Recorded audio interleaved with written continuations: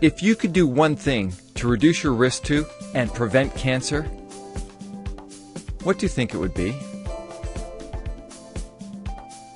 Would you like to have more fun and joy in your life? Movement and exercise, the connection to cancer. In this video, you will rediscover something you already know, that movement for fun, purpose, joy, and socialization can truly enhance your life and reduce your risk of cancer. Also, how movement works on so many levels to optimize your health and well-being. This may be some of the most important information you learn about cancer prevention.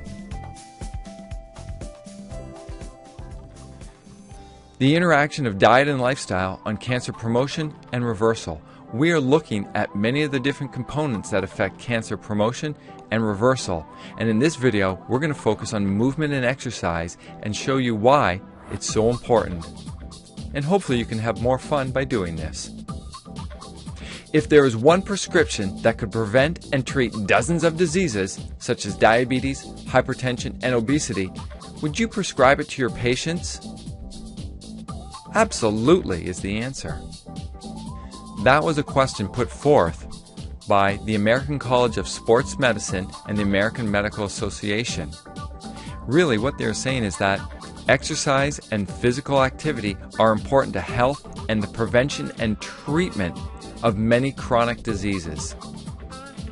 In this paper from 2011 entitled Exercise-Induced Myokines and Their Role in Chronic Diseases, the authors stated that accumulating data suggests that contracting skeletal muscles release myokines, which exert specific effects on visceral fat and have direct anti-inflammatory effects. And inflammation can play a role in cancer. This paper from 2009 entitled The Diseasome of Physical Inactivity and the Role of Myokines in Muscle Fat Crosstalk.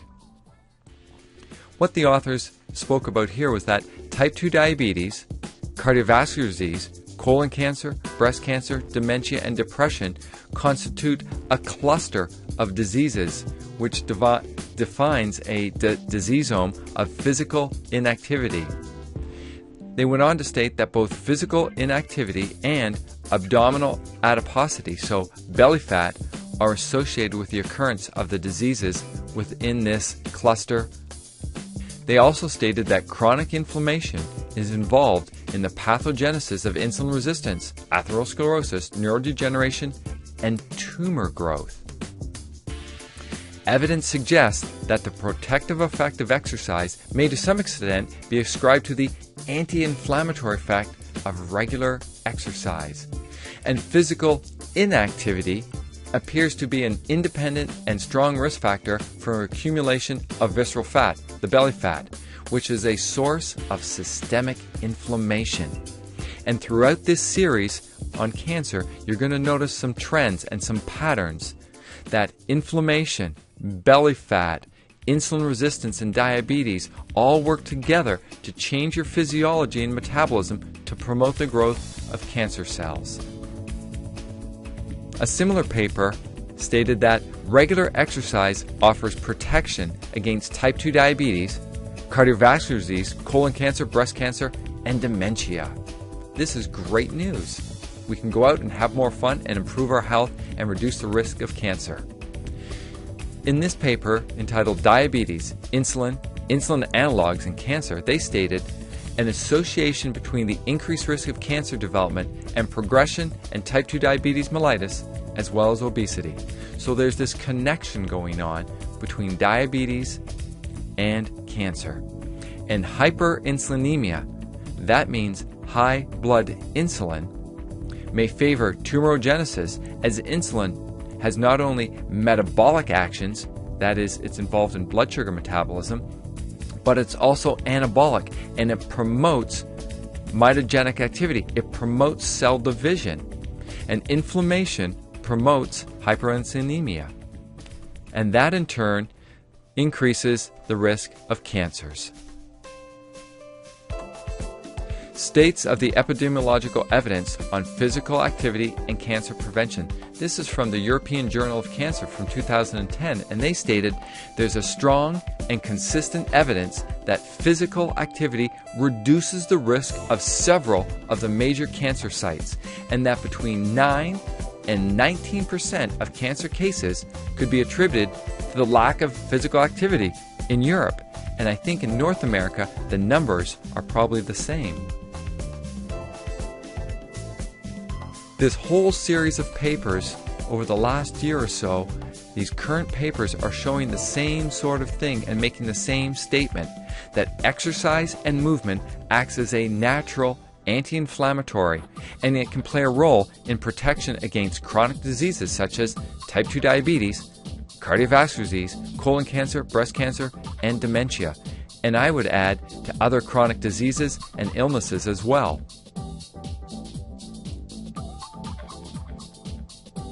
Again, the American College of Sports Medicine and the American Medical Association in a statement asked the question, if there was one prescription that could prevent and treat dozens of diseases such as diabetes, hypertension, and obesity, would you prescribe it to your patients?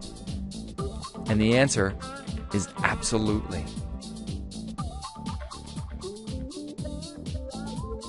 Exercise and breast cancer. Dr. Holmes of Brigham and Harvard Medical School studied almost 3,000 women. And what he found was there was a 20% reduction in death in women who exercised from around 3 to 9 hours per week.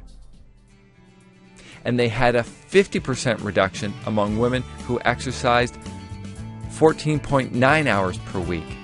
And exercise can also be included as walking. So, movement for 2 hours a day can give you a 50% reduction in breast cancer. Is this something you would like to do? Is this something you can do?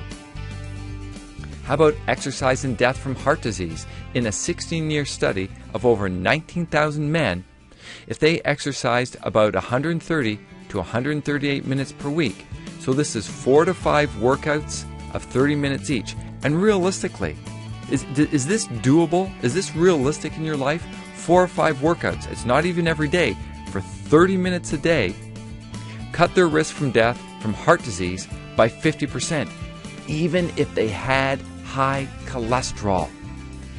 Exercise is powerful medicine for the body, the mind, and the soul. That was from Circulation, 2005. How about cancer recurrence?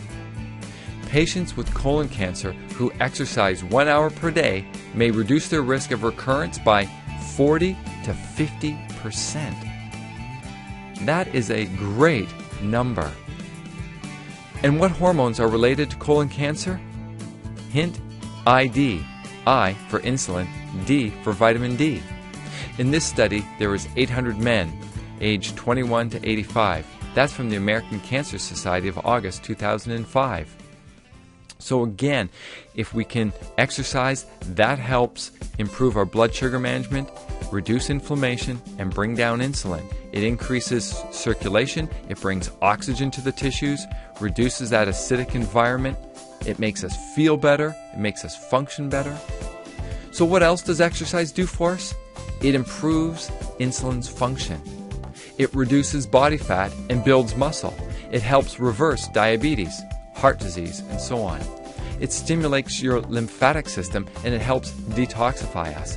It improves circulation, that is, it brings oxygen to the tissues, and that reduces hypoxia. It helps boost our immune system. It makes us feel good. It improves our sleep, and it reduces our risk of getting cancer. And truly, it's an important part of the treatment.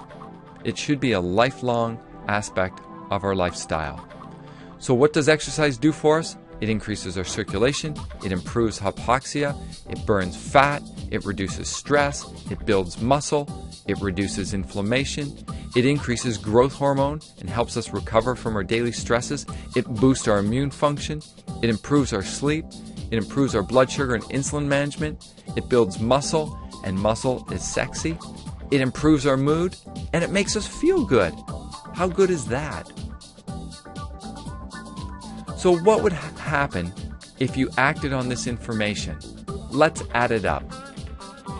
You could get a 50% reduction if you exercised or moved up to 2 hours per day. You could have a 30% reduction with increased fruit and vegetable intake.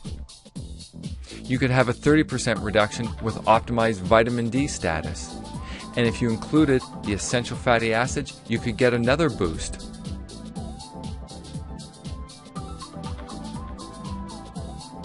Movement and exercise is a vital component in the prevention and treatment of cancer. Again, the question is, can you move more for fun, for purpose, for joy, and socialization? We did it when we were kids. Why can't we do it as an adult? Go out and start enjoying yourself. Have more fun. Put more joy into your life. Socialize and see some friends. I think that's enough said. So go out and start enjoying yourself today.